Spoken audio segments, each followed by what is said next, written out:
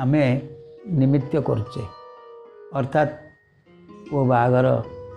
झील बाहागर पुओ व्रतघर करुचे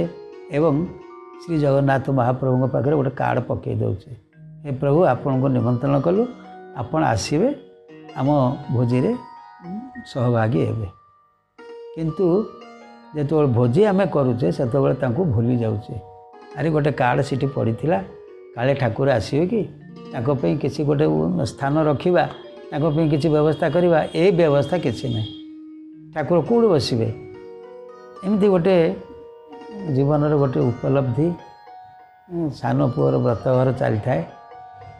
बहु प्रकार भोजन आयोजन करा जाय थाए ये बड़ दाण्ड उपरे गोटे लजिंग रे चली थाए भोजी भात हजार हजार लोक आसी खाऊ था बड़ आनंद रे भोज